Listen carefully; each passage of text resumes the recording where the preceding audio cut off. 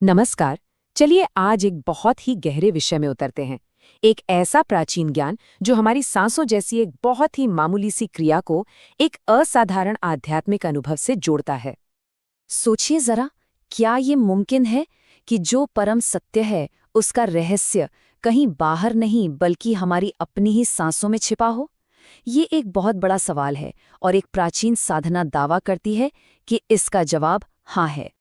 तो ये रहस्य आखिर है क्या? देखिए, एक बहुत ही खास तरीका बताया गया है, एक ऐसा अभ्यास जिसके बारे में कहा जाता है कि वो हमें सीधे उस अनुभव तक ले जाता है जिसे भैरव का साक्षात्कार कहा गया है।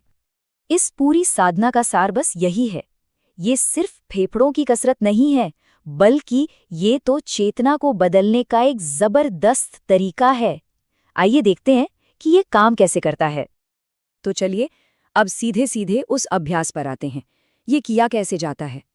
ये दो बहुत ही सीधी साधी क्रियाओं पर आधारित है जिसे हम हर पल हर लम्हा करते हैं, सांस लेना और सांस छोड़ना।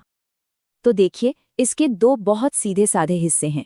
पहले आप सांस पूरी तरह से बाहर छोड़ते हैं और फिर उसे बाहर ही रोककर रखते हैं, और फिर आप सांस अंदर लेते हैं और उसे अपने भीतर अपने केंद्र में रोकते हैं। बस यही दो क्रियाएं इस पूरे अभ्यास की नींव हैं। सांस को इस तरह से रोकने की क्रिया को ही कहते हैं कुंभक। और यहाँ सबसे जरूरी बात जो ध्यान में रखनी है वो है निरंतर अभ्यास।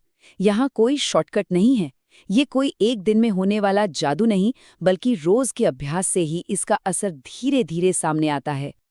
अब ये समझना बहुत जरूरी है कि यहाँ खेल सिर्फ हवा का नहीं है। हम असल में दो बहुत खास जीवन ऊर्जाओं को साध रहे हैं। एक है प्राण, जो सांस के साथ हमारे अंदर आती है, और दूसरी है अपान, जो सांस के साथ शरीर से बाहर जाती है। सोचिए, ये दो बिल्कुल उल्टी दिशा में बहने वाली शक्तियां हैं, और ये अभ्यास इन्हीं को एक लय में लाता है। तो सवाल ये उठता है कि जब इन दो विरोधी ताकतों को, प्राण और अपान को, एक जगह रोक दिया जाता है, स्थिर कर दिया जाता है, तब होता क्या है? यहीं से असली बदलाव की शुरुआत होती है। जरा सोचकर देखिए, जब दो विपरीत शक्तियां टकराने के बजाय एक साथ आकर शांत हो जाएं, तो क्या होगा? यकीनन एक बिल्कुल नई अवस्था पैदा होगी। देखते हैं वो अवस्था क्या है। देखिए, आमतौर पर हम इन दोनों ऊर्जाओं को अलग अलग ही महसूस करते हैं, है ना? एक अंदर आ रही है, दूसरी बाहर जा रही है। ये जो अलगाव का एहसास है, इसी को भेद कहा गया है। और ये पूरी साधना इसी भेद को, इस फर्क को मिटाने के लिए है। तो सबसे जरूरी बात यह है, जैसे जैसे अभ्यास गहराता जाता है, प्राण और अपान के बीच का ये फासला, ये भेद खत्म होने लगता है। वो अब दो अलग अलग ताकतें नहीं रहती, बल्कि एक हो जाती हैं। और ग्रंथ इस अवस्था के बारे में बहुत खूबसूरती से बताता है। वो कहता है कि जब ये भेद मिट जाता है तो वो एक हो चुकी ऊर्जा यानी शक्ति शांत हो जाती है। इसका मतलब है वो ठहर गई है, स्थिर हो गई है। इसी अवस्था का नाम है शांत शक्ति, मतलब शांत हो चुकी ऊर्जा। ये एक ऐसी हालत है जहां कोई हलचल नहीं है, कोई खींचतान नहीं है, बस सिर्फ और सिर्फ ठहराव और गहरी शांति है। लेकिन रुकिए, ये शांति ही मंजिल नहीं है, ये तो बस एक दरवाजा है। अब देखते हैं कि इस दरवाजे के पार क्या है, इस शांत ऊर्जा की अवस्था के बाद क्या होता है। और ये बात बहुत गहरी है। वो जो अंदरूनी शांति हमें मिली, वो अपने आप में मंजिल नहीं, बल्कि वो एक रास्ता बन जाती है, एक ऐसा दरवाज़ा जिसके खुलते ही हमें अपने असली दिव्य स्वरूप का एहसास होता है। और इसी दिव्य स्वरूप को, इसी असली स्व को इस ग्रंथ में भैरव कहा गया है। ये कोई बाहर बैठे देवता नहीं है, बल्कि ये साधक का अपना ही शुद्ध दिव्य अस्तित्व है। तो कैसी है ये भैरव की अवस्था? देखिए, ये हर नाम और रूप से परे है। इसमें कोई फर्क नहीं, कोई दूसरा नहीं, सब एक है। इसीलिए इसे अद्वैत कहते हैं।